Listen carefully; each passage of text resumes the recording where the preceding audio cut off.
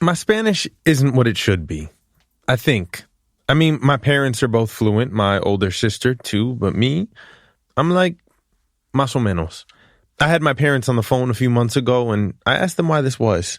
How come I never learned Spanish? You didn't find an interest in Spanish. This is my pops, William. Somehow, his explanation for me not learning Spanish is that it's my fault. It just was naturally. It really didn't come in. We kept saying, you got to learn Spanish, but how are you going to learn Spanish if we don't push you to learn Spanish? You know, it wasn't there. And you never showed an interest. I'm not going to blame you 100% because you never showed an interest in the Spanish.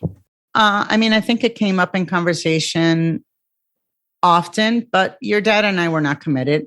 My wonderful mama, Martha, has a more accurate view, as she often does, in my opinion. We think in English.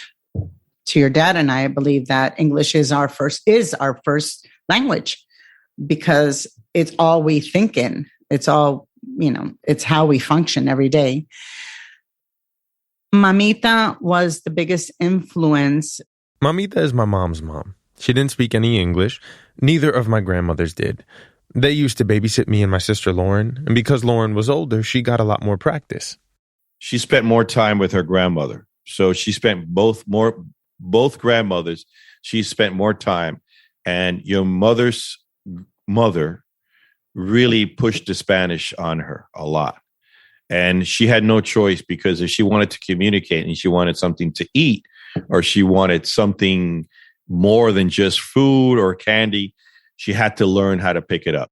I think what happened with that situation is that she would force you guys to listen, to understand, to learn, and to speak. And Lauren did it, but then Lauren would translate for you. I don't know if you remember that. Mm-hmm. Mamita wants you to do this. Mamita wants you to do that. So in the translation, I believe that you became very familiar with what was being said, but you never spoke it. Called selective bilingual. Selective bilingual. You were definitely saying you can understand everything, but you can't speak because you never practiced it. Yes, that was you. And I guess we never made a big deal about it because part of it was our fault, our responsibility. And we never took the reins on that. Sorry about that. It's all good. I should have beat your ass instead of learning it. Not being fluent in Spanish, but being surrounded by family who is, I'll be honest with y'all, it makes me feel a little like a faker. Because people outside my family, they assume your boy can speak Spanish. They see me, my brown skin, my curly hair, my last name Rivas, and they just start talking. Oye, guapo, ¿cómo está? I never really know what to do. Smile, nod, say the few phrases I know. Todo bien, ¿cómo está? Sometimes I just pretend.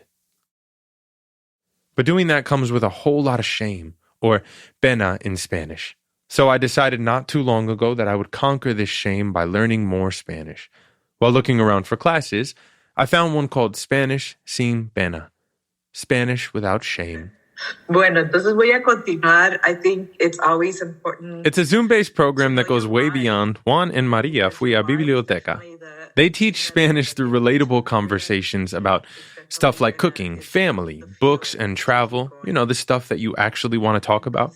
It makes a point of tackling the shame that I, and a lot of people who feel like we should already speak Spanish, sometimes have. I'm just going to speak now to a few questions that always come up and my own personal opinion about it. This is a recording of one of my classes. That day, we broke out into small groups and all shared what brought us to the program. My group had 2 other folks who were calling in from their cars. That is one thing I love about Spanish Sin Pena. They make it easy for people to participate.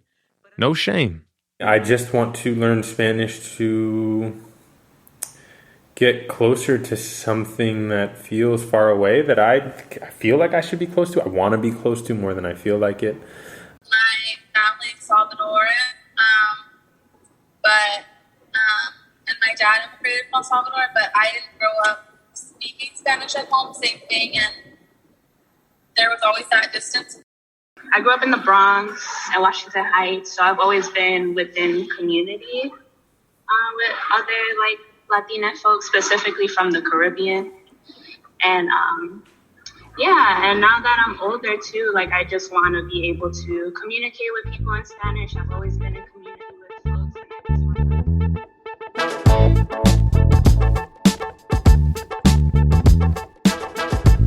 It is really freeing learning with people who are, for the most part, in the same boat as you.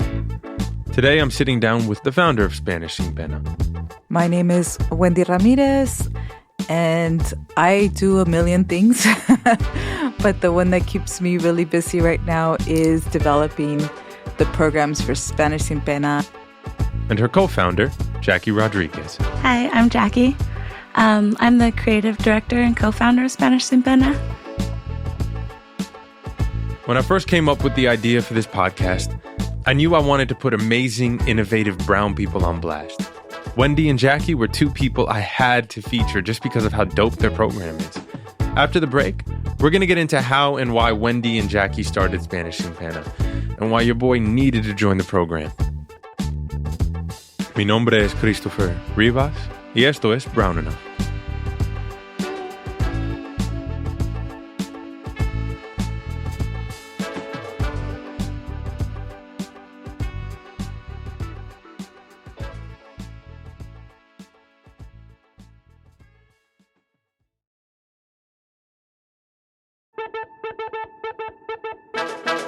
What is Spanish Sin Pena? A community. I think a community is a safe space for people to learn, grow, reflect, meet new people. Yeah, it's a safe space. It's a safe space to be able to build that community, to ask questions, to share your story, and to be there for one another. Y Sin Pena, what is Sin Pena? Without shame, but one of the lessons this last semester was pena, because you could say pena is shame, pero vale la pena means it's worth it. Yeah, I think pena is what's holding us back. I think the pena part that we address is what makes us different from other programs out there. It's the part where we ask the tough questions about all the things that come up around it, around the identity, the emotional blocks, the family traumas. I think it's more than just being a little shy. It's all those layers that come with exploring a language and exploring that part of your story and your family's history as well. Yeah, but pena, shame sometimes of not being where you think you need to be or where you're expected to be. And the interesting thing is learning the difference between shame and being embarrassed. Because it's one thing to be embarrassed, and the other thing to feel shame is like you're alone and you feel bad about yourself. There's not even other people around. And so that gets more towards the question of identity and just knowing your own story, discovering, your voice. And yeah, so it means a lot of different things.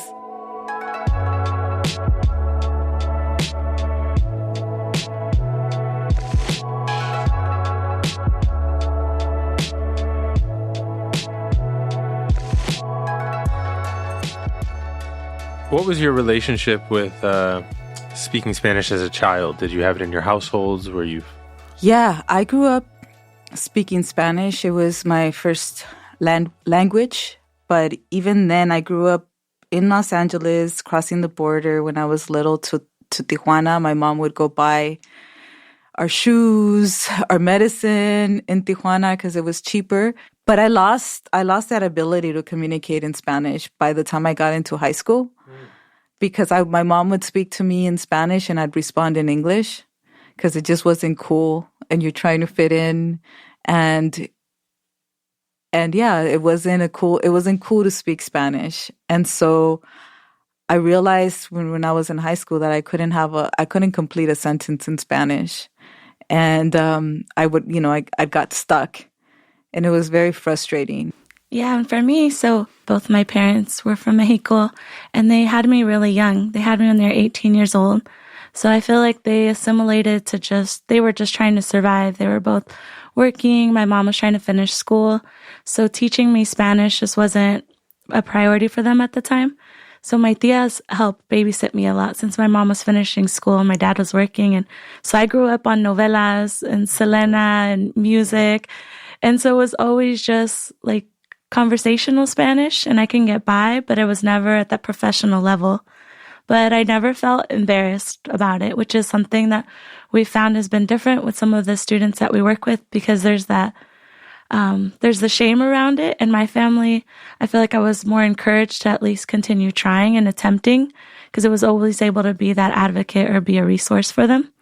And same thing, once I moved into the nonprofit sector and we were having resource fairs trying to translate like policy changes and things for immigrant families, that's where I felt more self-conscious about my Spanish, because I'm trying to be this resource, but I don't know how to explain these things in a simplified term that they can understand.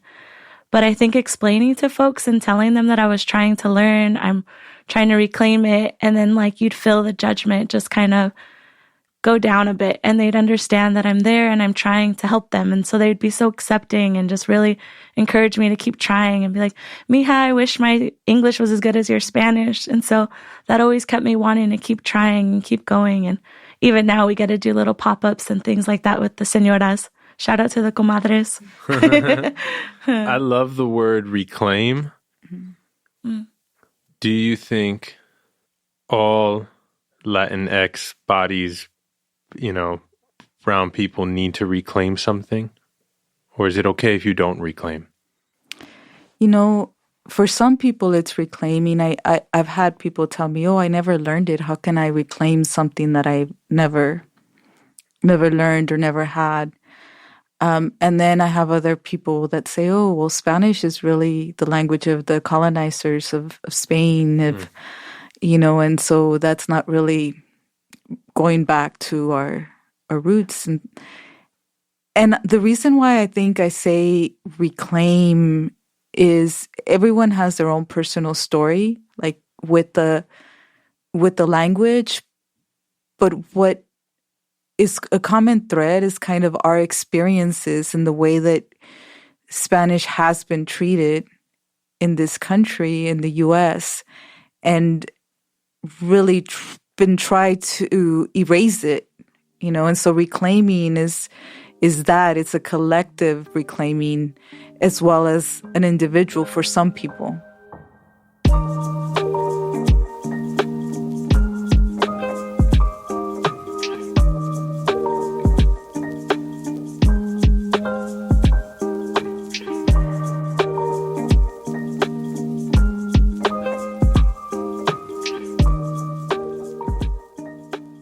How did you two meet?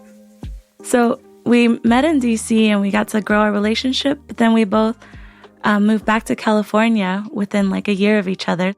So we came back and I was working at a nonprofit and it just wasn't really the best space for me because after years, I just felt kind of burnt out mentally, physically. And so I was expressing that to Wendy and she was just sharing about this idea of Spanish Sin Pena and what she wanted to grow, and she was already doing private lessons.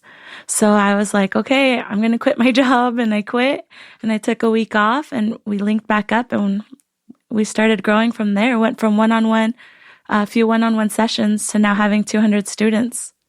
Can you give me that birth moment, right? Like, when did it really get birthed in you, and you were like, I have to have this Spanish Sin Pena baby? I think that seed was planted in me since I was a child, and looking at our elected officials doing interviews on camera in Spanish that were struggling, that elected officials that looked like me, being from LA. And so since then I knew that there was something there. But I also, when I was working in Congress, working mainly on immigration reform, and it was a very stressful time and situation, but I started teaching Spanish on the side for professionals in the DC area. And I would get out of my, full-time job so stressed out. And I'd go in to teach and I'd come out with a smile in my face and just with so much joy in my heart. And I love sharing the language, the culture, and just helping people learn. And so I I started talking to people. I thought of this idea of maybe just teaching Spanish to my community. And so I started talking to people. Jackie was one of the people that I interviewed. And every time I heard a story of someone telling me how they've struggled, like I had a voice inside of me saying like, I know I could do something.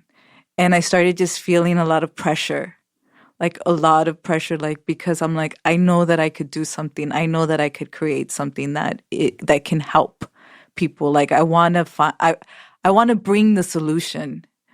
I want to, so yeah. And every time it's still to this day, every time that I have a conversation and I hear someone's story, I'm just like, I get so excited. I get so excited because I see the possibilities for them.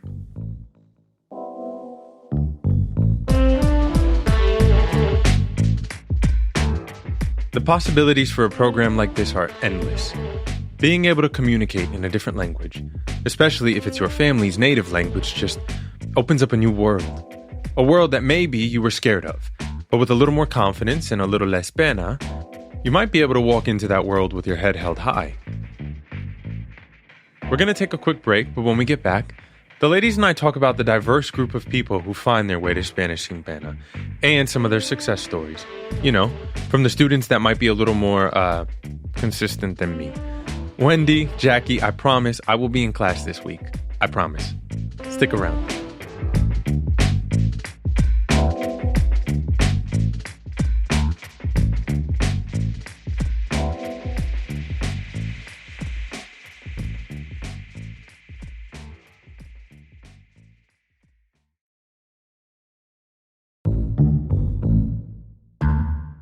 We're back with co-founders of Spanish Sin Pena, Wendy Ramirez and Jackie Rodriguez.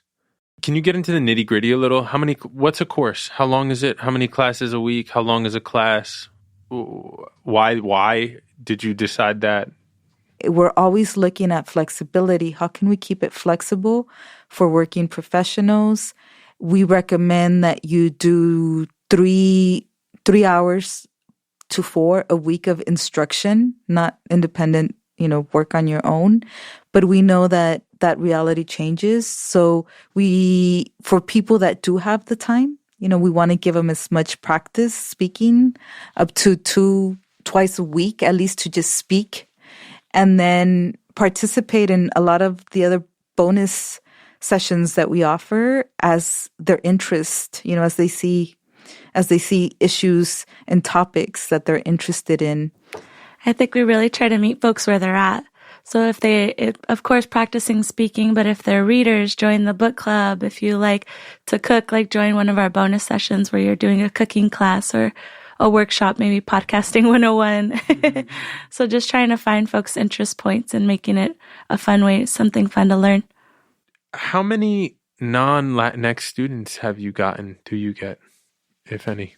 I think we get a lot of students that are biracial, and then we have maybe a few, not too many, but a handful of students who probably don't identify, but either their husband is from Latin America and their children are, mixed. Yeah. So again, but I think it's definitely the majority of our students are people that like us.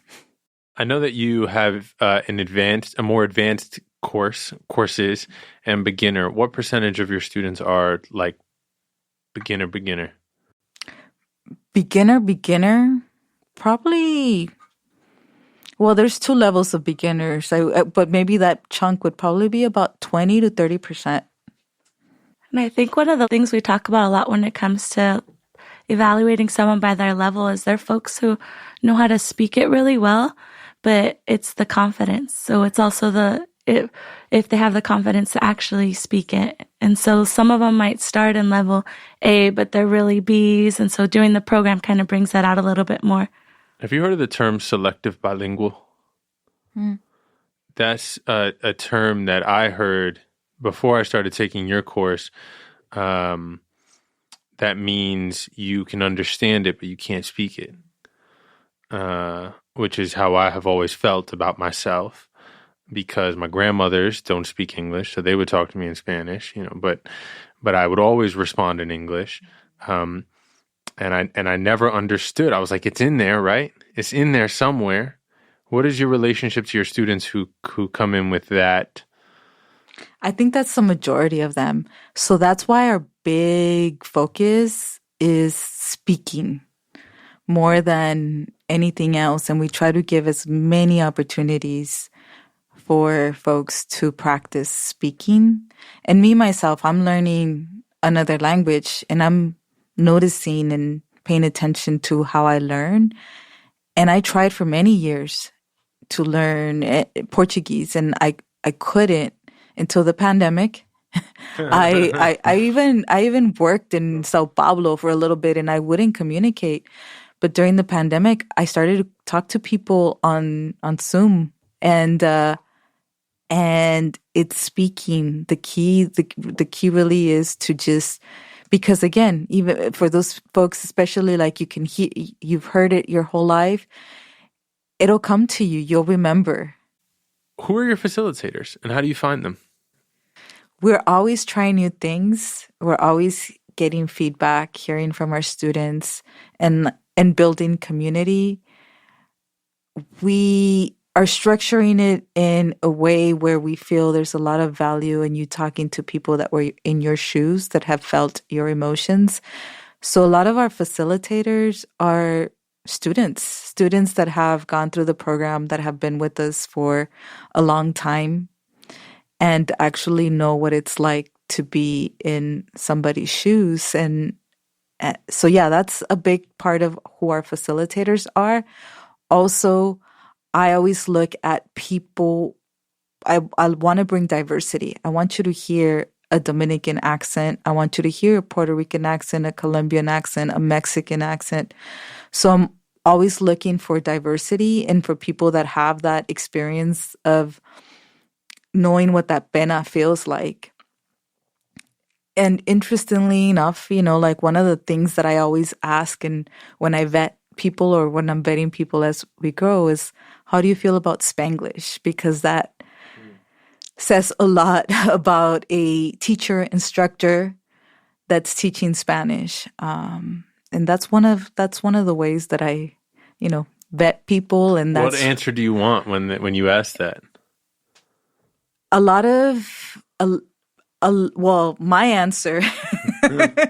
You want your answer? Yeah, I want my answer, exactly. No, I've gotten a lot of really good answers, but the answer that was an answer, like if it would have come out of my mouth, is to show respect for the language, for students that are using Spanglish, to learn, to know that it's okay to use Spanglish as a form of communicating. But the more that you move through the language and the more that you understand, knowing what are the alternatives to using Spanglish is also very valuable so that it could come with more ease. I think part of that is we've had students share with us that growing up, from their parents or grandparents, it was either you speak Spanish or you speak English. Like Spanglish was looked down upon or was messy or lazy or whatever label they want to put on it. And so us, again, promoting that safe space with the facilitator is also being able to navigate and help someone that's working through that Spanglish, learning that it's okay to speak Spanglish as you're learning, with the intention of knowing your goal is to be able to, communicate comfortably with your whatever Spanish goal you have for yourself. I imagine a lot of trauma can come up in these programs. I don't believe, correct me if I'm wrong, that you are a licensed therapist. How do you handle that? Yes, I think that, for me, it's also been a challenge, right? Trying to manage that responsibly. I know that for me, the way that I handle that is I'm very transparent, and I let people know that there might be issues that are triggering and that we're not therapists and that they should seek for support if they need it. But I think the other part that I do is I just show my own vulnerability, and I show how I struggle with these issues myself. and just allow space for us to do the struggle together. But it is definitely a challenging, and so it's always providing for me support to facilitators, because we were talking to our facilitators, and I asked the question, how many of you guys have gotten other students cry in your sessions? How do you handle that? And so we have these conversations on the other side. Are there any stories you have, or is there any triggering points that are pretty consistent? Triggering points that are I think around a lot of it around the shame and feeling isolated is definitely something common. We're constantly hearing that really motivates us. We're always hearing, I'm not alone, or I'm not the only one, or I thought that was the only one that this has happened to.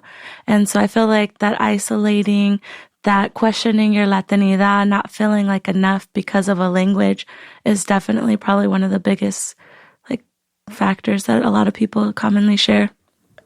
One of the other triggering points for a lot of our students is speaking about family. Mm. It's the reason, for a lot of them, it's the reason they want to learn Spanish, but it's the block also for them speaking Spanish. They've shut down around their family because their own family has made them feel bad or shame. So talking about that always brings up a lot of triggers. Yeah. When immigrants move to this country sometimes, or not even immigrants, I think I put my parents in this boat, you assimilate and you maybe distance yourself from another place that you can thrive, with quotation marks, survive in this current place you're at. Are there students of yours who were intentionally not taught Spanish? Oh, yeah. Yeah. A lot. I think it was a decision. And so it's been that forgiveness of your parents, of your ancestors, of your grandparents for trying to protect you, but at the same time, causing harm. I knew that when I started taking Spanish classes, because I knew at some point in my life it would suck as much as it did emotionally. It's a true emotional battle. I think kind of how I opened this was learning a language you think you should already know. Or you've been hiding not know. You've just sort of been dancing around it. Using the words you do know, just enough, sprinkle it in here and there, let them think what they want to think and make the assumption they want to make about how much Spanish I can speak. But I'm just really loving all of these continual words like grace, compassion, confidence, like these soft words that allow for so much opening, because it feels so much deeper than even the words, than even the language. You open class, the whole thing, you open the whole program by splitting us up into groups, and you had us answer a question. What's that question? Does it change? What is that question? What is your intention? Why do you want to learn Spanish? That's the most important question to start off with. And I remember a girl said, I want to talk to my grandmother before she passes. I know that I wasn't able to speak to one of my grandmothers before she passed. Not really. Like to hear her stories and really get into it and hear her wisdom.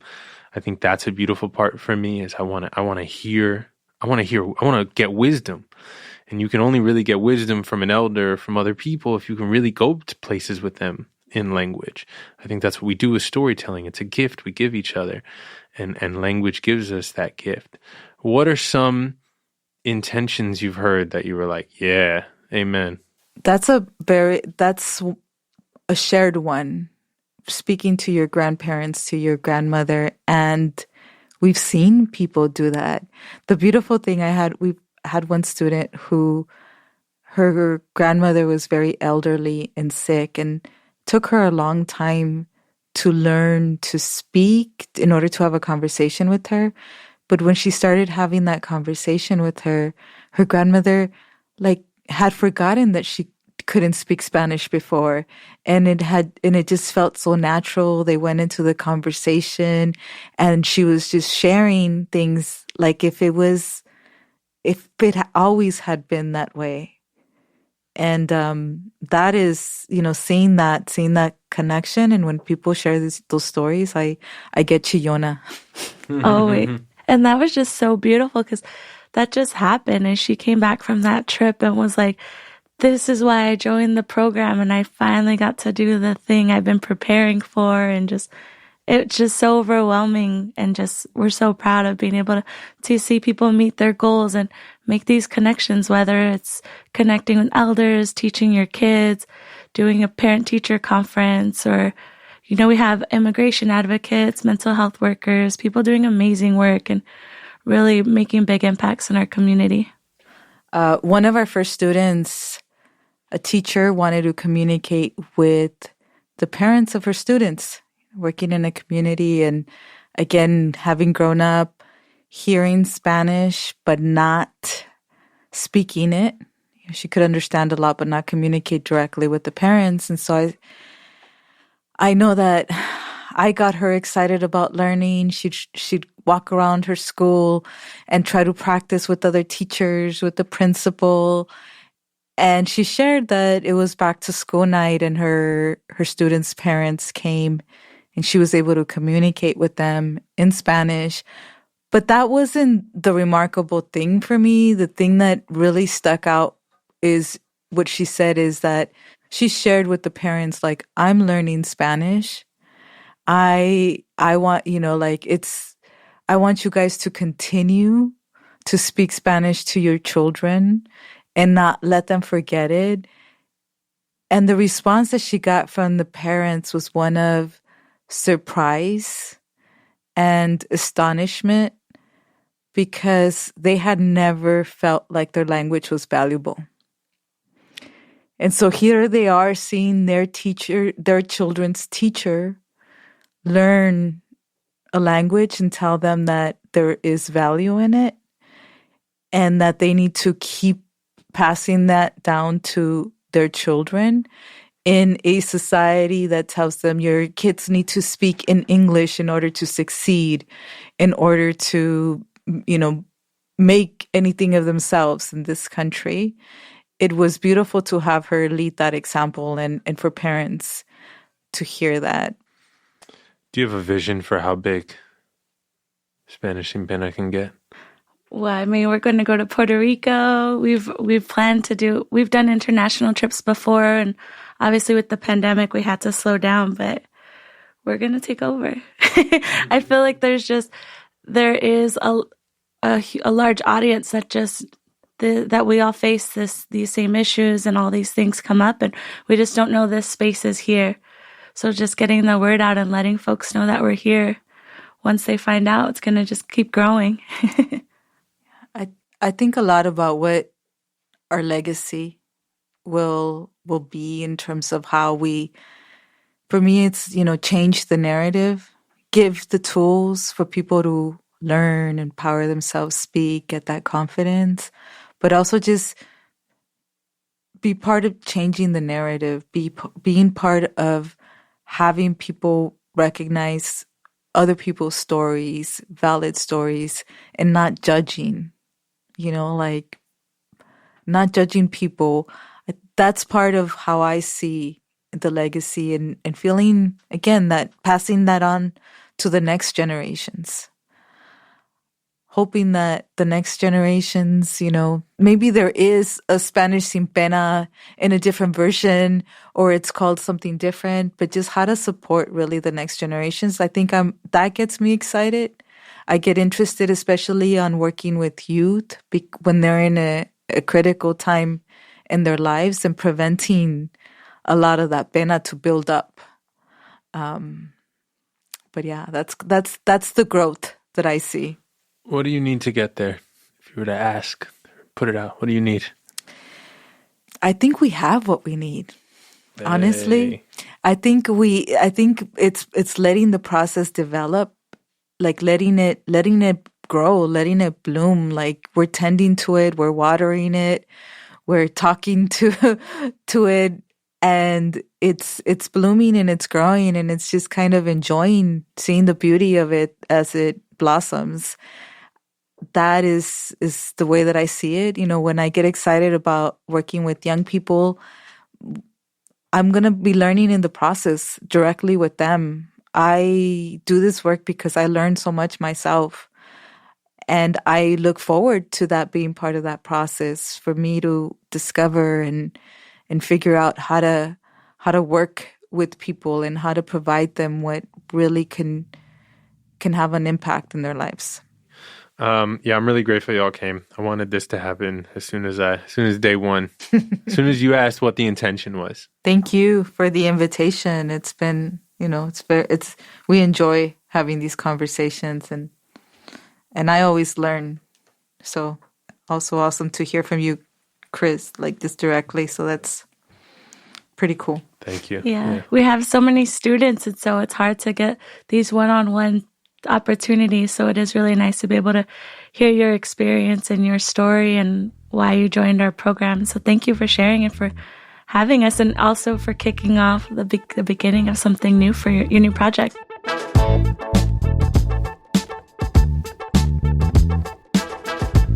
Ok, eso es todo.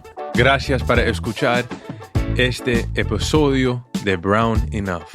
Or is it El Marrón Enough? You see, I'm trying, and that is all it's about. A special thank you to both Wendy and Jackie for coming on the show. I really love what they got going on. And if you're interested, please check out SpanishSinPena.com. That's going to be where all your questions can get answered, and you can check out how to join. I'll see you next week. I'm out. Peace. Brown Enough is a production of Stitcher. It's created and hosted by me, Christopher Rivas, and I'm also an executive producer.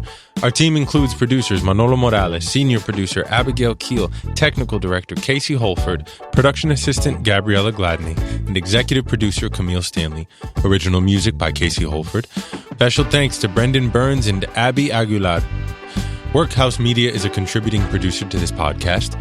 Carlos E. Hernandez of Ikigai Management is also an executive producer of Brown Enough. Don't forget to subscribe or follow Brown Enough so you never miss an episode. Thanks.